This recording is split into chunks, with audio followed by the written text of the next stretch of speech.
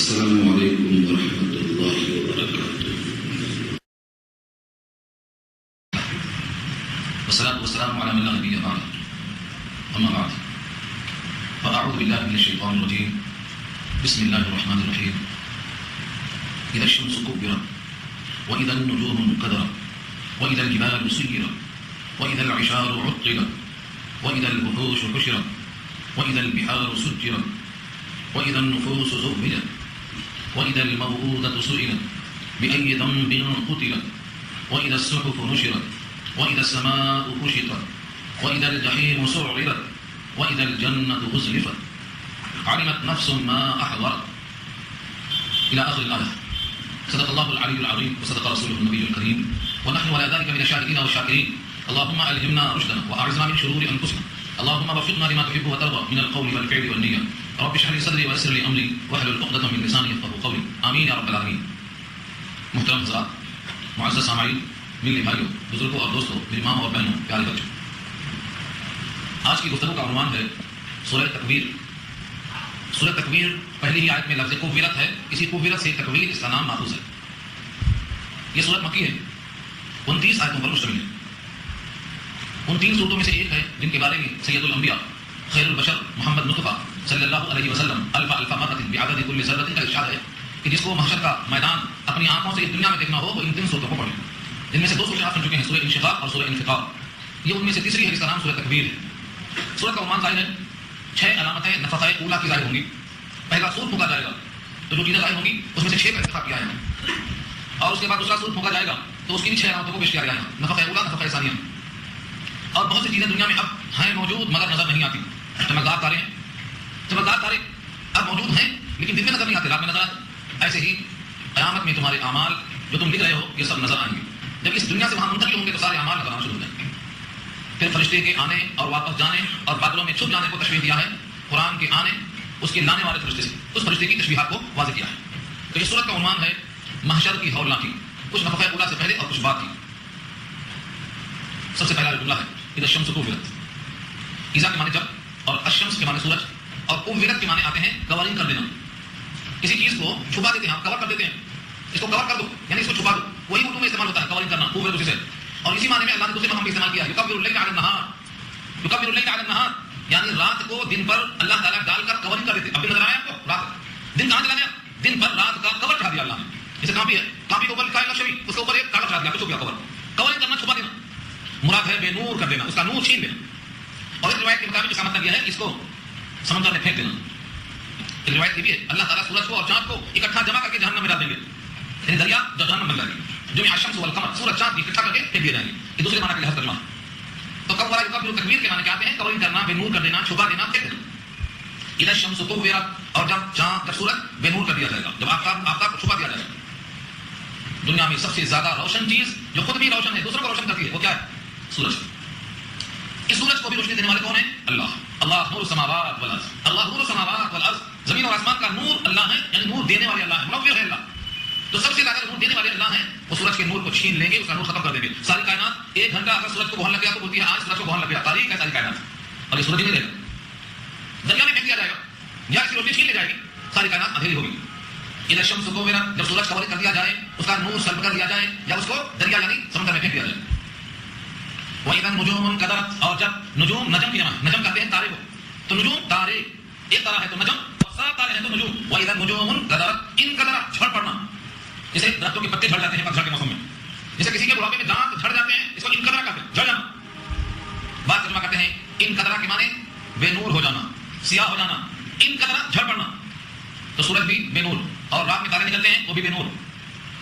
وَإِذَا النُّجُومُ انْكَدَرَتْ اور سارے ٹوٹ ٹوٹ کر گر پڑیں گے. وَإِذَا الْجِبَالُ سُيِّرَتْ اور جب پہاڑ چلائے جائیں گے. جبال جمع ہے جبل کی، جبل مانے پہاڑ.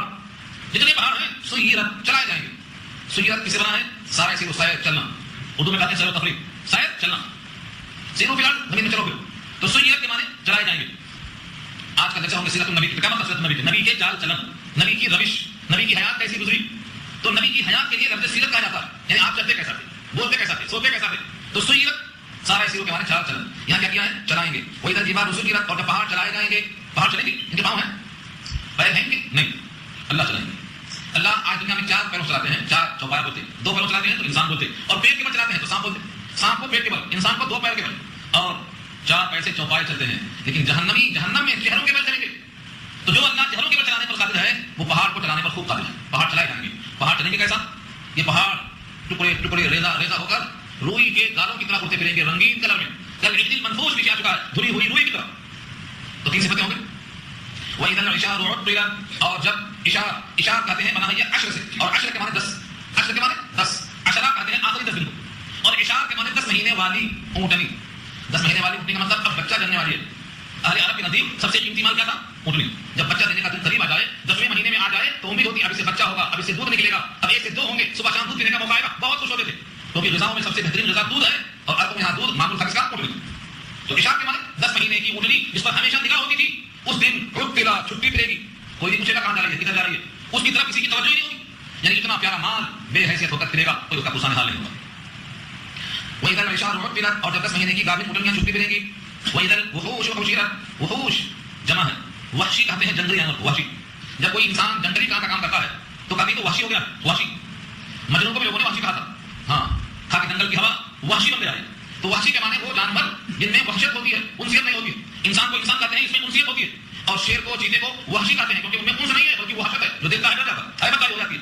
ایسے جنگلی جانور جو وحشی کہلائے جاتے ہیں کیا ہوں گے؟ وَإِذَا الْوُحُوشُ حُشِرَتْ، جمع کر دیے جائیں گے، بلکہ جمع ہو جائیں گے. حیرت سے گول کے گول نکل کے بھاگ جائیں گے آدمیوں کی طرف. ان کو جنگل میں الگ الگ آنے میں خوف ہوگا، مارے ہال کے اکٹھا ہو جائیں گے. وَإِذَا الْبِحَارُ سُجِّرَتْ، اور جب دریا بھڑکائے جائیں. بہار بحر کی جمع، اور بحر کے معنی سمندر. کتنے سمندر ہیں؟ جتنے سمندر ہیں سب کے سب کیا کیے جائیں گے؟ سجرت، بھڑکائے جائیں گے. بھڑکانے کا مطلب یہ ہے کہ جب سورج جیسا آگ کا گولا اس سمندر میں ڈال دیا جائے گا تو اس کی گرمی سے پورا سمندر کا پانی کھول کھول کر آگ بن جائے گا. یہ ہے سجرت، بھڑکائے جائیں گے. سورج کتنا گرم ہے اندازہ ہے؟ سورج کتنا گرم ہے؟ آپ اپنے چھت پر چڑھ کر دیکھتے ہیں تو کہتے ہیں سورج کی دھوپ بہت مار رہی ہے. کتنے میل دور ہے؟ کتنے کروڑ میل دور ہے؟ یہ سورج جس پانی میں ڈال دیا جائے گا وہ پانی اس کی شدت سے ہولناک اتنا گرم ہو جائے گا کہ کھولے گا، پورا پانی گرم ہو کر آگ کا گولا بن جائے گا. تو یہ ترجمہ کس کا؟ سجرت. وَإِذَا الْبِحَارُ سُجِّرَتْ، اور جب دریا بھڑکائے جائیں گے یعنی آگ کی طرح گرم ہو جائیں گے. سارے سمندر گرم ہو جائیں گے تو اس میں مچھلیاں رہیں گی، کوئی جانور رہیں گے، سب اس میں ختم ہو جائیں گے. اسی دریا کا پانی منہ پر آ کے بخار کر کے برستا ہے وہ تو آگ کی طرح گرم ہو جائے گا. وَإِذَا النُّفُوسُ زُوِّجَتْ، اور جتنے انسان ہیں سب کے جوڑے لگ جائیں گے. وَإِذَا، اور جب النفوس نفس کی جمع ہے، نفس کے معنی سانس لینے والا. زُوِّجَتْ زوجہ سے بنا ہے، جوڑے لگائے جائیں گے. زوج اور زوجہ جس کو ہم زوجین کہتے ہیں، میاں بیوی کا جوڑا. تو زوجہ کے معنی اکٹھا کیے جائیں گے، جوڑ لگائے جائیں گے. کیسا جوڑ لگائے جائیں گے؟ نمازی نمازی اکٹھا ہوں گے، بے نمازی بے نمازی اکٹھا ہوں گے، پینے پینے والے پینے کھانے والے اکٹھا ہوں گے، کھانے پینے والے اکٹھا ہوں گے، چوری کرنے والے اکٹھا ہوں گے. کبوتر کبوتر کے ساتھ ہوگا اور کوا کوے کے ساتھ ہوگا. یہ جوڑ لگایا جائے گا. جتنے انسان ہیں سب کے جوڑ لگائے جائیں گے. چوروں کے ساتھ رہے گا چوری کرنے والا، سچوں کے ساتھ رہے گا سچ بولنے والا، سب جوڑے لگائے جائیں گے. وہ جوڑا لگنے کے باوجود کل 3 قسمیں ہوں گی جن کا تذکرہ سورہ واقعہ 12:27 میں آیا ہے. کنتم ازواجا ثلاثا، تم 3 جوڑے پر تقسیم کیے جاؤ گے. ایک اس میں سے ہوگا اصحاب المقربین، مقرب، یہ جنتی ہوگا. دوسرا ہوگا اصحاب الیمین، دائیں ہاتھ والا، یہ بھی جنتی ہوگا. تیسرا ہوگا اصحاب الشمال، بائیں ہاتھ والا، یہ جہنمی ہوگا. کل 3 جوڑے ہوں گے. تو نفسوں کا جوڑ لگایا جائے.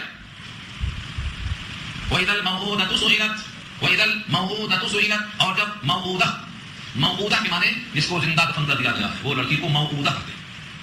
آج کے مہذب لوگ یہ سوچتے ہوں گے آج کل تو کوئی زندہ دفن نہیں کرتا، جبکہ جاہل تھے، زمانے جاہلیت کے زندہ دفن کر دیا کرتے تھے. اب تو کوئی زندہ دفن نہیں کرتا. مگر نبی صلی اللہ علیہ وسلم کا ارشاد ہے جو پیدا ہونے سے پہلے دفن کرتے تھے وہ بھی موعودہ ہے. اس کو وعد خفی کہا حضور نے. پیدا ہونے سے پہلے جتنی ترکیبیں لوگ لگاتے ہیں سوائے بقدر ضرورت کے کہ بچہ پیدا نہ ہو، گولیاں کھا لیں گے، اس کا حمل کروا دیں گے، گنڈا پہن لیں گے، جنانی کیسی کیسی ترکیبیں کریں گے. یہ سب ترکیبیں ہیں زندہ دفن کرنے کے برابر ہیں، سوائے اس شکل کے جو بقدر ضرورت بقدر حاجت مجبور ہو جائے. سب شکلیں جائز نہیں، سب باطل. نبی صلی اللہ علیہ وسلم سے پوچھا گیا عزل کے بارے میں کہ ہم چاہتے ہیں کہ عورتوں سے عزل کریں، یعنی جس سے بچہ پیدا ہوتا ہے وہ مادہ باہر خارج کرے تاکہ بچہ ہی پیدا نہ ہو. حضور نے کہا ایسا مت کرو، تم ایسا کر کے پیدا ہونے والے گروہ میں قادر نہیں ہو، جس کو پیدا ہونا ہے وہ کر لیں اور تمہارا گناہ تم پر لگ جائے گا. اور جو بچہ ماں کے پیٹ میں ہے اگر اس کو کسی نے ثابت کروایا تو ایک قتل کا گناہ ہوگا اس کے اوپر، خصوصاً جب 4 مہینے کا عمل ہو جائے. کیونکہ 4 مہینے کے بعد پیٹ میں بچہ زندہ ہو جاتا ہے، روح والا ہو جاتا ہے. زندہ تو پہلے دن سے رہتا ہے، کیڑا پودا نہیں ہوتا، زندہ رہتا، لیکن اس میں جو روح پڑتی ہے وہ 4 مہینے کے بعد پڑتی ہے. جہاں 4 مہینے کے بعد اس کا کرواتا ہے تو ایک زندہ کو دفن کر دیا. اس کے لیے بڑا سخت گناہ ہے، اس کو ایک غلام آزاد کرنا پڑے گا. اور اگر اس کو کسی نے مار دیا اور پیٹ سے بچہ ثابت ہو گیا اور زندہ ہو کر مرا، زندہ ہو کر پیدا ہوا بعد میں مرا، تو اس کو باقاعدہ ایک خون بہا دینا پڑے گا، ایک قتل کرنے کا گناہ. جو شخص پیدا ہونے سے پہلے ہی لوگ دیتا ہے یہ بھی وعد خفی کا حضور نے یہ بھی زندہ دفن کر دیا. ہم دنیا میں آنے والے کو روکنے کا حق نہیں رکھتے.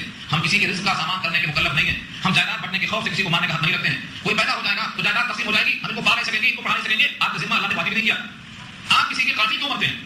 یہ سارے الزام اللہ تعالیٰ پوچھتے ہیں قیامت میں اس موعودہ زندہ گردور کی ہوئی بچی سے اللہ پوچھیں گے, سئلت پوچھی جائے گی. یہاں رک جاؤ, رک کر کے ہم پیچھے چلتے ہیں. یہ قسمیں جو ہم نے بتائی ہیں آپ کو, ان کی تفصیل جوڑ کر لاتے ہیں, پھر واضح کرتے ہیں کہ ان سے سوال کیوں ہوگا. محشر کا میدان تو ایسا ہے کہ سوال سب سے ہوگا, سب سوال کیا جائے گا. اللہ نے خاص طور پہ نام لیا کہ زندہ گردور کی ہوئی لڑکی سے سوال کیا جائے گا. سوال سے کیا جائے گا, قاتل سے قتل کا سوال ہوگا, اور ظالم سے ظلم کا سوال ہوگا, اور چوری کرنے والے سے چوری کا سوال ہوگا, اور بے نمازی سے بے نمازی کا سوال ہوگا, اور زکات جس نے نہیں دیا ہے زکات دینے کا سوال ہوگا. سوال سب سے ہوگا. لیکن یہاں خاص طور سے کیوں کہا گیا ہے کہ زندہ گردور کی ہوئی بچی سے جس دن سوال کیا جائے گا, بأي ذنب قتلت, کس گناہ کے باعث تو قتل کی گئی. بأي ذنب, ای مانے کون سا ذنب, گناہ, قتلت ماری گئی تو اے لڑکی تو زندہ گردور کی گئی ہے تو کس ظلم میں, کیا تیرا قصور تھا. اللہ تعالیٰ یہ سوال اس مقتولہ سے پوچھیں گے, اس موعودہ سے پوچھیں گے, قاتل سے نہیں پوچھیں گے. کیوں؟ اتنا غضب ہے اللہ کا کہ اس قاتل سے مخاطب نہیں ہو رہے ہیں. جس نے زندہ دفن کر دیا اللہ اسے بات نہیں کریں گے, اس کو دیکھیں گے نہیں, اس کی طرف رحمت کی نظر نہیں ڈالیں گے. اس لیے اس سے بجائے پوچھیں گے, اس بچی سے پوچھیں گے بأي ذنب قتلت, تاکہ اس کا ظلم آشکارا ہو جائے. یہاں سے ایک بات اور لکھا شاعر نے, بہت پیاری بات ہے, بہت پیاری بات. سارے انسان سوال کیے جائیں گے, جیسا میں نے ابھی عرض کیا, سب سے پوچھا جائے گا. لیکن اللہ نے بطور خاص ایک پیدا ہونے کے بعد یا پیدا ہونے سے پہلے بالکل کمزور بچی جو مار دی گئی ہے, کبھی پیدا ہونے کے بعد کبھی پیدا ہونے سے پہلے, ایسی کمزور بچی سے پوچھیں گے کہ تو کس گناہ کے باعث ماری گئی. اس کا مقصد یہ ہے کہ جس قتل پر کوئی مدعی نہیں ہے, جس کے اوپر کوئی استغاثہ نہیں ہے, جس کا کوئی پوچھنے والا نہیں ہے, ایسے گناہ کو بھی رب کریم پیش کریں گے, اس کی پیشی ہوگی. جیسے کوئی یتیم ہے, یتیم کی طرف سے کوئی پوچھنے والا نہیں ہے, اللہ اٹھائیں گے اس کو. جس کا کوئی بھی پرسان حال نہیں ہے, اس ظلم کو بھی رب کریم اٹھا کر پیش کریں گے. یہ مطلب ہے اس کا. یعنی ادنا درجے کی لڑکی جو بے حیثیت ہو کر مار دی گئی ہے, اس بے حیثیت لڑکی کو بھی سامنے رکھ کر کے اس کے ظلم کا آشکارا کیا جائے گا. اور مظلوم کا کیا حال ہے کہ اس سے اللہ سوال کرتے ہیں. یقیناً ظالم کو اس کا انجام کرنا پڑے گا. یہاں رک کر کے ہم جائزہ لیں گے تمام پیچھے کے حالات پر. اذا الشمس كورت, جب سورج بے نور کر دیا جائے, واذا النجوم انكدرت, جب تارے جھڑ پڑیں, واذا الجبال سجرت, جب پہاڑ چلائے جائیں, واذا العشار عطلت, جب 10 مہینے کی گاویں اٹھیاں چھٹی پھریں, واذا الوحوش حشرت, اور جب جنگلی جانور مارے کھلاڑ کے صدمہ ہو جائیں. یہ 6 چیزیں ہو گئی. واذا البحار سجرت, جب دریا پھٹکائے جائیں. یہ 6 چیزیں پہلے نسخہ پر ہوں گی. پہلا کہ سور پھونکا جائے گا تو یہ سوالات پیش آئیں گے. دوبارہ پھر سور پھونکا جائے گا, اور دونوں کے درمیان 40 سال کا وقفہ ہوگا. یہ بات آگے آ رہی ہے سورہ النازعات میں انشاءاللہ. 40 سال کا, ابھی وہاں کے 40 سال. پھر کیا ہوگا اس موقع پر, واذا النفوس زوجت, انسانوں کے جوڑے لگائے جائیں گے. کچھ چور ہوں گے چوروں کے ساتھ, کچھ نمازی ہوں گے نمازیوں کے ساتھ, کچھ قرآن والے ہوں گے قرآن والوں کے ساتھ. اللہ کہیں گے کہ تم سب اکٹھا ہو جاؤ. آج گڑ نہیں, آج مل نہیں سکتے, الگ الگ ہو جاؤ. وامتازوا اليوم ايها المجرمون, اے مجرموں آج الگ ہو جاؤ. آج ہم چھانٹ کے الگ کر دیں گے. اس موقع پر جوڑا لگایا جائے. ہم جنس با ہم جنس پرواز, کبوتر با کبوتر, باز با باز, باز اڑتا ہے باز کے ساتھ, کبوتر اڑتا ہے کبوتر کے ساتھ, دونوں الگ الگ جوڑے لگائے جائیں گے. اور اسی موقع پر زندہ گردور کی ہوئی بچی سے سوال کیا جائے گا, بأي ذنب قتلت, کس گناہ کے باعث تمہاری گئی, تیرا کیا قصور تھا. وہ بچی کیا بولے گی, میرا قصور تھا. جو بچی کا کوئی قصور نہیں تھا تو پھر مارنے والا باپ ہی ہو مگر وہ ظالم ہے. گھر کا کوئی فرد ہو وہ ظالم ہے. ماں بھی اگر قتل کر دیتی ہے اپنے اولاد کو تو وہ بھی ظالم ہے, کیونکہ جان اللہ کی ہے, جان دینے کا حق صرف اللہ ہے, کسی اور کو نہ لینے کا حق دیا اللہ نے. تو یہ اور سوال کیا جائے گا, بأي ذنب قتلت, کس گناہ پر قتل کی گئی. وإذا الصحف نشرت, اور جب تمام اعمال نامے کھول دیے جائیں گے. صحف جمع ہے صحیفہ کی, صحیفہ مانے کتابچہ, بکلیٹ. کس کا لکھا ہوا, ہر آدمی کا اپنا لکھا ہوا. آج دن بھر جو آپ نے کیا ہے وہ آج کی تاریخ میں آج لکھا گیا ہے. کس نے لکھا, آپ کے ہاتھوں نے, اور آپ کی آنکھوں نے, اور آپ کے ہونٹوں نے, اور آپ کی زبان نے, اور آپ کے کان نے. اگر قرآن سنا ہے تو کانوں سے قرآن سنا ہے آج لکھا جائے گا ریکارڈ میں, اور گانا سنا ہے تو آج گانا سنا لکھا جائے گا ریکارڈ میں. یہ کتاب بنے گی, اسی کا نام ہے یہاں پر صحف, یہ جمع ہے, اس کا واحد ہے صحیفہ. ہر ایک انسان اپنا کتاب کا لکھا, اور جب قیامت کا میدان آئے گا نشرت تو کھول دیا جائے گا, اور وہ کتابچہ ایسا پھینکا جائے گا. یوما, جس دن قیامت کا سوت پھونکا جائے گا اور محشر کا میدان ہوگا, یلقاہ منشورا, تو ہر ایک کے پاس کھلا ہوا کتابچہ آ جائے گا, اس کا اپنا لکھا ہوا. اللہ کو کہیں گے اقرا کتابک کفی بنفسک اليوم علیک حسیبا, اپنا کتابچہ پڑھ لے, حساب کر لے. حسن بصری کہتے ہیں اللہ, وہ اللہ کتنا انصاف والا ہے کہ ہمارا حساب ہمارے ہاتھ میں دیتا ہے, تم حساب کرو. دنیا میں کوئی تاجر جب بڑا ایماندار ہوتا ہے تو بولتا ہے یہ سامان ہے, یہ لے کے پیسہ حساب کرو. مطلب یہ ہے بلا کر دے دو, تم نے جو کیا ہے وہی موجود ہے. تم نے کھیت میں چنا لگایا تھا تو آج چنا کاٹ لو, گیہوں نہیں ملے گا. تم نے کھیت میں گھاس لگایا ہے تو آج گیہوں کہاں سے ملے گا. تم نے کھیت میں جو لگایا ہے وہ ملے گا. کون سا کھیت, ہم سمجھتے ہیں کماڈی کا کھیت نہیں, دنیا کھیتی ہے. اب دنیا مزرعۃ الاخرہ, آخرت کی کھیتی دنیا ہے. یہاں جو بوئیں گے وہاں کاٹیں گے. تم نے کیا بویا وہ دیکھو. ہر بندہ جو کچھ عمل کرتا ہے یہ اس کا کتابچہ ہے, اس کتابچے کو چھپانے کی ضرورت نہیں ہے. وإذا الصحف نشرت, اور جب اعمال نامے کھول دیے جائیں گے تاکہ سب اپنا اپنا اعمال نامہ دیکھ لیں. جس کا نام اعمال داہنے ہاتھ میں آئے گا چلتا کتا خوش ہوتا کہے گا آؤ ہاؤ آؤ آؤ, ہاؤ کے معنی آؤ, ہاؤ مقرؤ کتابیہ, آؤ میرا کتابچہ دیکھو کتنا بہترین رزلٹ ہے. ایک نمازیں درج ہے, ایک تصویر درج ہے, ایک سبحان اللہ درج ہے, میرا کوئی عمل ضائع نہیں ہوا, سب موجود. ووجدوا ما عملوا حاضرا, جتنا عمل کیا سب حاضر ہے. وما تقدموا لانفسکم من خیر تجدوه, تم نے جو خیر کیا ہے تجدوه, اس کو پاؤ گے. اللہ کا وعدہ, اللہ فرماتے ہیں وعدہ نہ دینا, یہ وعدہ ہمارے ذمہ, انا كنا فاعلین, ہم ایسا کر کے رہیں گے. تو یہ نام اعمال جب کھولے جائیں گے تو ہر انسان اپنے عمل کو موجود پائے گا. دائیں ہاتھ میں آیا تو خوش ہو کر پکارے گا, اور اگر بائیں ہاتھ میں آیا تو کیا کہے گا, یا لیتنی لم اوت کتابیہ، کاش کہ میرا نام اعمال مجھے نہ ملتا، رزلٹ آؤٹ نہ ہوتا، کاش یہ فیصلہ جاری نہ ہوتا، کم سے کم مبہم تو تھا، اب تو ہمارا فیصلہ ہو چکا جہنم کے لیے. آپ پکارے گا موت کو، یا لیتھا کانت القاضیہ، کاش کہ موت آ جاتی، فیصلہ ہو جاتا، موت نہیں آئی. اللہ رب العزت فرماتے ہیں اس کے بعد دیکھو تمہارے ساتھ جو آسمان ہے، تمہارے اوپر چھت ہے، اتنی طویل چھت ہے، اس کی کھال کھینچ دی جائے گی. وَإِذَا السَّمَاءُ كُشِطَتْ وَإِذَا السَّمَاءُ، اور جب آسمان کشیدت کے معنی آتے ہیں جیسے بکری کی کھال کھینچ دیتے ہیں آپ، اس کا گوشت نظر آتا ہے، ایسے اس آسمان کی کھال کھینچ دی جائے گی. کھال کھینچنے سے تشبیہ ہے کہ کھال کھینچتے ہی اس کے اوپر جو غلاف ہے اتر جائے گا. بکری کا چمڑا کھینچ دو، کیا نظر آئے گا؟ گوشت. ایسے ہی اس کی کھال ہم کھینچ دیں گے تو آسمان کے اوپر کا جو زینت کا حصہ ہے، جس میں تارے ہیں، چاند ہے، سورج ہے، اور بھی آگے کتنے ہیں؟ 5 ہیں، 5 11 ذکر انشاءاللہ وہی اٹھاؤں گا. شمس و قمر، مریخ و زہرہ، زحل و عطارد، مشتری، سب نام ہیں، یہ سب اسی میں لپیٹ کر کے جائیں گے. آسمان ننگا ہو جائے گا، پھٹ جائے گا، چیر دیا جائے گا. کشفت السماء بالغمام، بادل پھٹ جائے گا، آسمان کچرا جائے گا اور یہ بیچ سے گر جائے گا. فرشتے پورے اطراف آ جائیں گے، والملک وراء جائے گا. سورہ حق 29.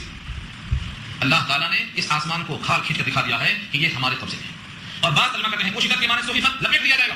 سارا آسمان جو پھیلا ہے ایسا لپیٹ کر رول کر دیا جائے گا، رول. جیسا اللہ فرماتے ہیں والسماوات مطویات بیمینی، آسمان میرے دائیں ہاتھ میں لپٹا ہوگا. اس طرح جھنڈا لپٹا ہوتا ہے آپ کے ہاتھ میں، پھر کھولتے ہیں آپ، ایسے آسمان لپٹ کر میرے ہاتھ میں ہوگا. کس کے؟ اللہ کے دائیں ہاتھ میں ہوگا. اللہ کا دائنا ہاتھ کیسا ہے؟ یہ مجمل لفظ ہے، یہ قدرت اللہ کو معلوم ہے. اس سے مراد اللہ کا ہاتھ ہمارے ہاتھ کا نہیں ہے، لیکن مستیش ہے. ہاتھ کا مطلب طاقت اور قدرت. اتنا بڑا آسمان، طاقت نگاہ، اللہ کی قدرت کا عالم یہ ہے کہ پورا آسمان لپٹا ہوگا دائیں ہاتھ میں. تو دو ترجمے ہوئے. وَإِذَا السَّمَاءُ كُشِطَتْ، جب آسمان کھل جائے گا اور کیا ہوگا؟ اس کے کھلنے سے اوپر کا صاف دکھائی دے گا، مگر دیکھنے کے لائق آنکھ نہیں ہوگی. آنکھیں 500 برس کی مسافت کہاں دیکھتی ہیں؟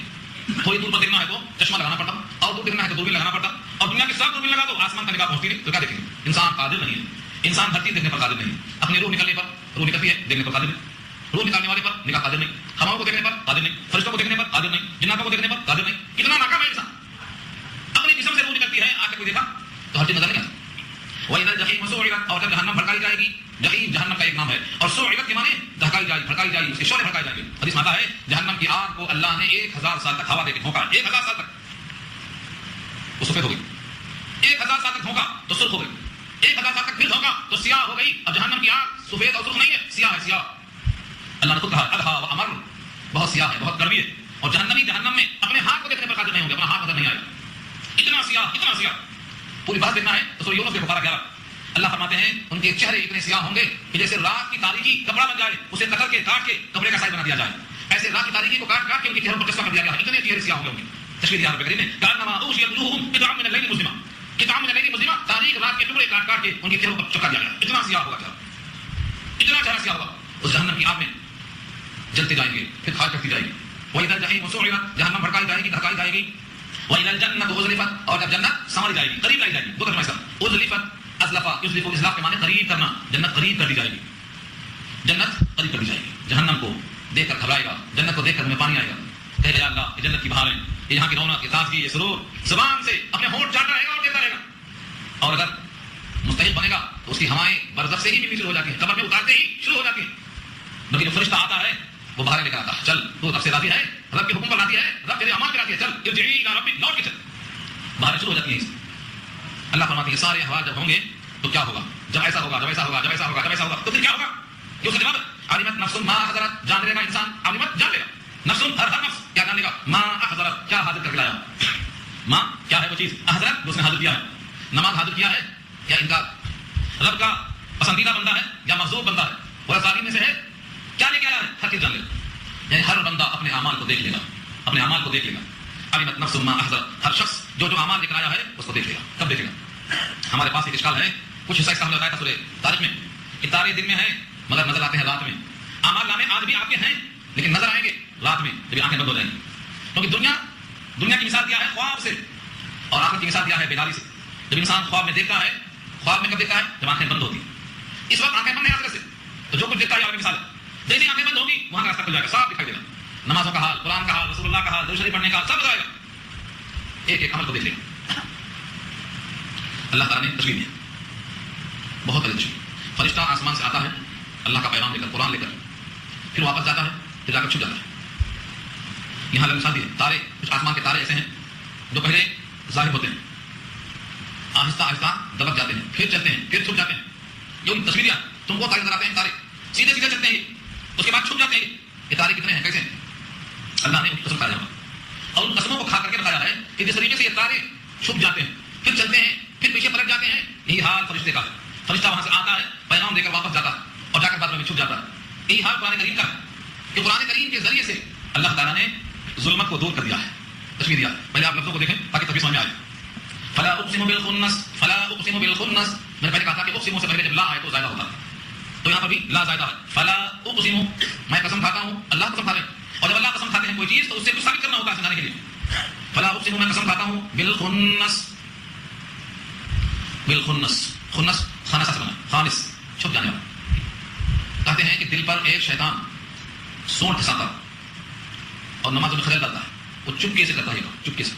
یہاں اللہ تعالیٰ خنس کہا کر کے جو جمع ہے خنس، اس کا واحد کیا ہے؟ خانس، یعنی جو سیدھے چلتے چلتے پیچھے کو ہٹنے لگتے ہیں اور پھر پیچھے ہی کو چلتے رہتے ہیں ہمیشہ، تو خنس کے معنی چھپ جانا۔ ان تاروں کی میں قسم کھاتا ہوں جو چھپ جاتے ہیں۔ الجواب جار سے بنا ہے، چلتے چلتے سیدھا کیا کرتے ہیں؟ کنس، پیچھے کو چھپ جاتے ہیں اور اپنے مطلب میں جا سکتے ہیں۔ کنسا کے معنی آتے ہیں اصل میں پرندے کا اپنے گھونسلے میں چھپ جانا، تو کنسا اسے سے بنا ہے کنس، وہ تارے اپنے محور میں جا کے گھس جاتے ہیں اور چھپ جاتے ہیں۔ تو تشبیہ ہوئی تاروں سے۔ یہ سیارے ہیں، کچھ کون سیارے ہیں؟ اصل تو 7 ہیں، 2 تو آپ جانتے ہیں، ایک شمس اور ایک قمر، یہ 2 کو نکال دو، باقی بچیں گے 5۔ وہ 5 کون ہیں؟ پورے 7 میں سے 2 نکال دو، شمس و قمر، مریخ و زحل، زحل و عطارد مشتری، یہ 7 میں سے شمس و قمر نکال دو، باقی بچے 5۔ یہ 5 کے 5 سیارے ہیں، ان کا یہ حال ہے کہ پہلے یہ سیدھے چلتے چلتے پیچھے کو ہٹنے لگتے ہیں، اور جار کے معنی سیدھا چلنا، اور کنس کے معنی پیچھے جا کر اپنے متھے میں غائب ہونا۔ اس کو سامنے رکھو، اس کو تشبیہ دیکھو اللہ کا فرمان کیا ہے۔ واللیل اذا عسعس، اور رات کی قسم، اور رات کی قسم جب وہ جانے لگے، عسعس رات جانے لگے، واللیل اذا عسعس، اور رات کی قسم جب رات جانے لگے، یعنی صبح کا وقت قریب ہو جائے۔ والصبح اذا تنفس، اور قسم ہے صبح کی جب ہوا سانس کی طرح صبح کی سفیدی آنے لگے، یہ تنفس، تنفس کے معنی دن کا آنا، دن آنے لگے اور رات جانے لگے، یہ قسم کھایا اللہ نے۔ اب کیا فرمایا؟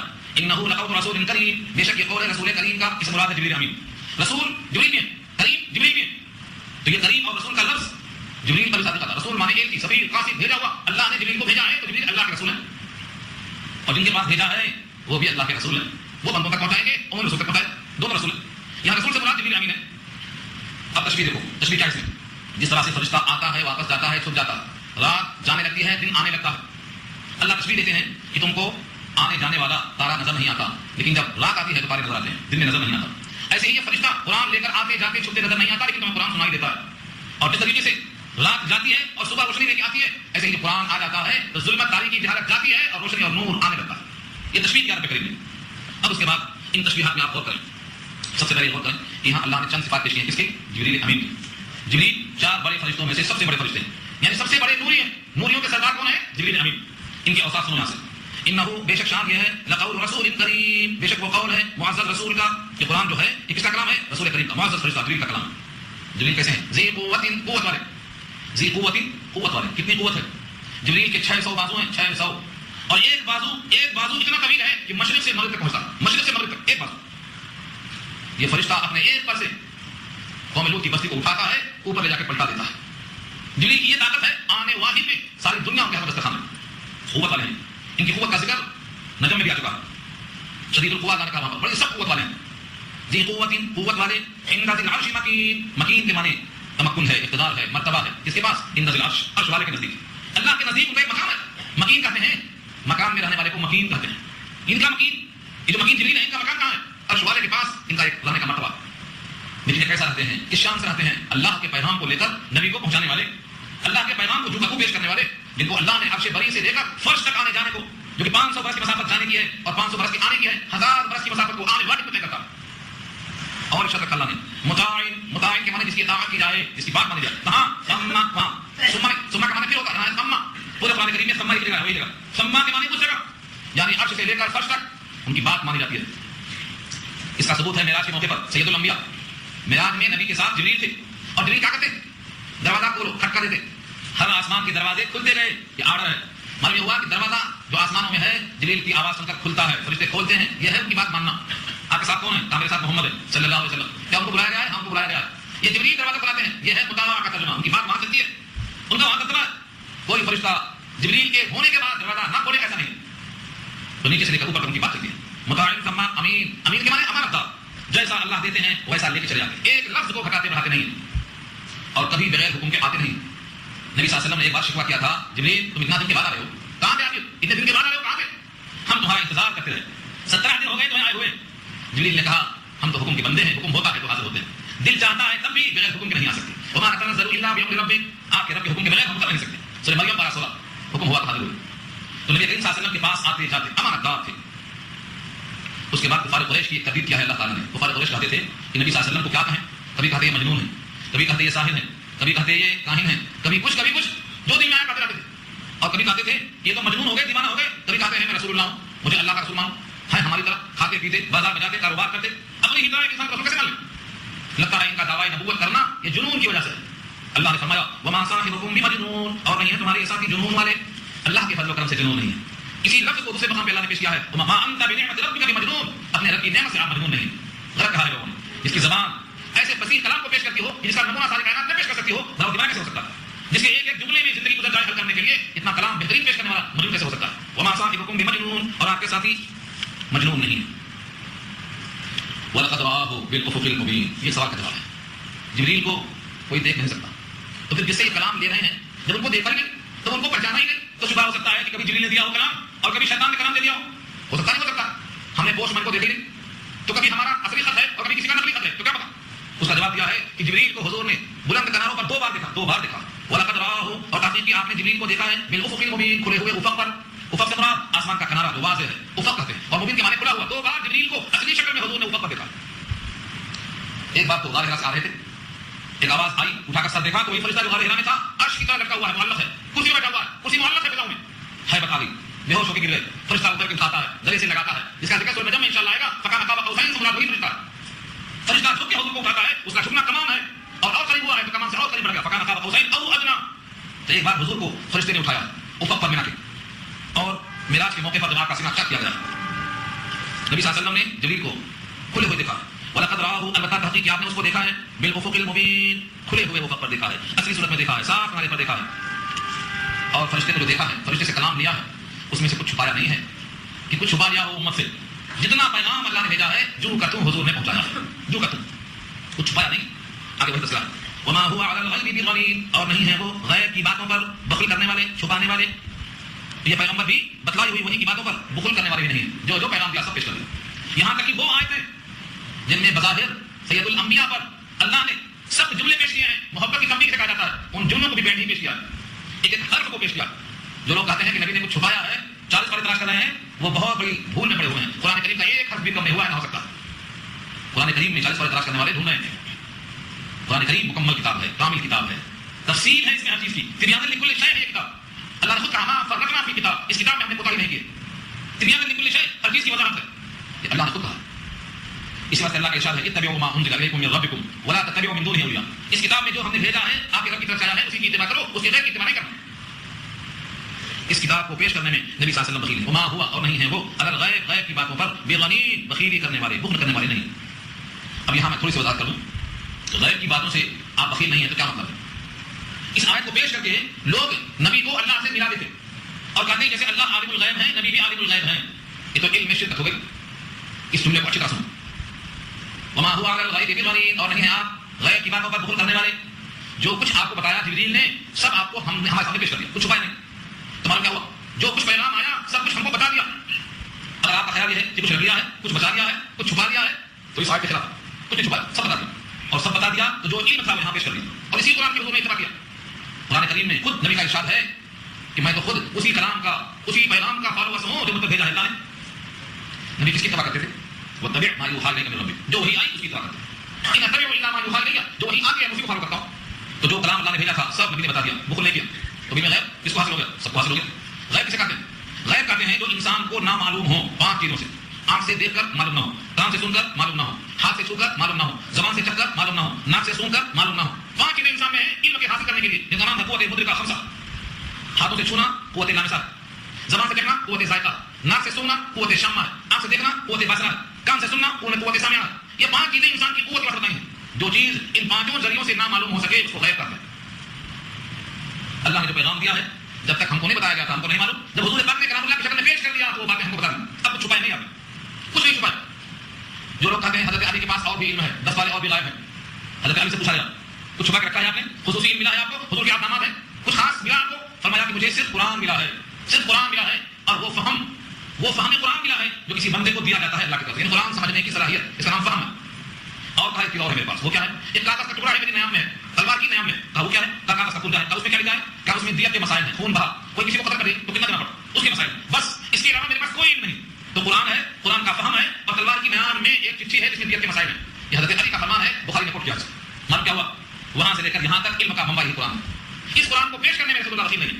اس قرآن کریم کا ایک حرف امت سامنے پیش کر دیا. اس میں آپ نبی کو بخیل نہیں پائیں گے بلکہ سخی پائیں گے. ہر موقع پر اللہ کو پیش کیا اور وہ فرمایا میں تمہارے درمیان دو چیزیں چھوڑ کے جا رہا ہوں، جب تک تم نے ان کو پکڑ لیا گمراہ نہیں ہوگے. لن تضلوا ما تمسكتم بهما کتاب اللہ و سنت. اللہ کی کتاب اور میرا طریقہ، یہ دو چیزیں تم نے پکڑ لیا کبھی گمراہ نہیں ہوگے. ہمیں گمراہی سے بچنا ہے تو کتاب اللہ سے غفلت جائز نہیں. آگے دیکھو وما هو بقول الشیطان الرجیم، اور نہیں ہے وہ قول شیطان مردود کا. کچھ لوگ کہتے تھے کہ نبی جو الفاظ پیش کرتے ہیں اس میں کچھ ملاوٹ ہے شیطان کی ملاوٹ ہے. اصل میں سورہ حج پارہ 17 میں ایک آیت آئی ہے فینسخ اللہ ما یلقی الشیطان. یہ جملہ یاد رکھنا، سورہ حج پارہ 17 میں آیا. وہاں لفظ ہے کہ شیطان نے جو القا کیا تھا اللہ نے اس کو منسوخ کر دیا. اس سے لوگ شبہ پڑ جاتے ہیں جس میں پتہ نہیں کہاں شیطان کا کھولا گیا. ایسا نہیں ہے. ایک واقعہ پیش آیا تھا اور واقعے کی روایت ضعیف اور کمزور ہے، مطلب لوگ پیش کرتے ہیں. سورہ نجم کی آیتیں پڑھ رہے تھے، سورہ نجم کی آیتیں، تو شیطان نے اپنی آواز کو نبی کی آواز کے ساتھ ملا دیا. نبی تو سورہ نجم کی آیتیں پڑھتے تھے اور شیطان پڑھ رہا تھا تلک الغرانیۃ الغلا وان شفاعتهم لترتجى. یہ جو بت ہیں یہ بڑے مقرب ہیں، کی سفارش اللہ میں قبول کی جاتی ہے. تو سارے کافر خوش ہو گئے اور سجدے میں گر گئے. تو اول تو روایت کمزور ہے، صاحب جلالین لکھتے ہیں کہ روایت کمزور ہے، لیکن اگر روایت کو روایت مان بھی لیا جائے تو اللہ تعالیٰ نے شیطان کے تمام باتوں کو کینسل کر دیا ہے. شیطان کی طاقت نہیں ہے کہ نبی کے الفاظ میں اپنی آواز ملا سکے. یہاں چاہے اسی کی طرف ہے وما ہوا بقول الشیطان الرجیم، اور یہ شیطان رجیم کا قول نہیں ہے بلکہ اللہ کا فرمان ہے. جبریل کے طاقتور فرشتہ لانے والا ہے اور جس کے دل میں نازل ہوا ہے وہ قلب مصطفیٰ ہے اور آپ کی زبان صادق الامین ہے. اب تمہیں اس کلام اللہ پر یقین کیوں نہیں آتا؟ جس نے بھیجا ہے اس ذات کا تعارف، جو لایا ہے اس فرشتے کا تعارف، جس پر نازل ہوا ہے قلب مصطفیٰ کا تعارف، ان کی زبان کا صادق الامین ہونے کا تعارف. اب تمہیں اس کلام اللہ سے جان چلا کر بھرنے کا کیا موقع ہے؟ فائنہ تذهبون، کہاں جا رہے ہو؟ فائنہ بس کہاں تذهبون، چلے جا رہے ہو، کدھر جا رہے ہو؟ یعنی اس کتاب کو چھوڑ کر تم کہیں بھی جاؤ گے تو ہدایت سے دور جاؤ گے. اس کتاب سے چھوڑ کر کہیں اور جاؤ گے نبی سے ہٹ جاؤ گے، جنت کا راستہ نہیں ملے گا. ان هو الا ذکر للعالمین، نہیں ہے وہ مگر نصیحت سارے جہان کے لیے. ان ہوا نہیں ہے وہ الا سے پہلے ان نیگیٹو میں آتا، میں نے بھی کہا تھا پورے قرآن کریم میں الا سے پہلے ان الف نون زیر ان الا سے پہلے جہاں بھی آئے تو مانے کیا ہوں گے؟ نہیں نیگیٹو. ان ہوا الا نہیں ہے وہ مگر ذکر نصیحت، کس کے لیے؟ للعالمین، سارے جہان کے لیے.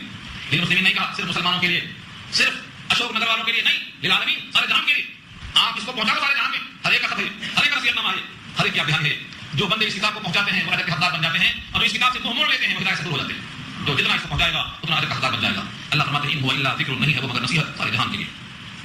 لمن شاء منکم ان یستقیم، اس شخص کے لیے ہے جو تم میں سے چاہتا ہے کہ چلے صراط مستقیم پر. صراط مستقیم کیا ہے؟ ایسا راستہ جس پر چل کر بھٹکنے کا چانس نہ ہو، منزل مل جائے. کون سی منزل؟ جہاں جانا ہے. بولو کہاں جانا ہے؟ آپ کو جنت میں جانا ہے. دعوت آئیے، دعوت دے دیا. اللہ نے گھر بنایا، گھر میں گھر بھوج کیا یعنی دسترخوان چن دیا اور کھانے والوں کو بلا کر لاؤ، یہ کہہ کر سید الانبیاء کو بھیجا.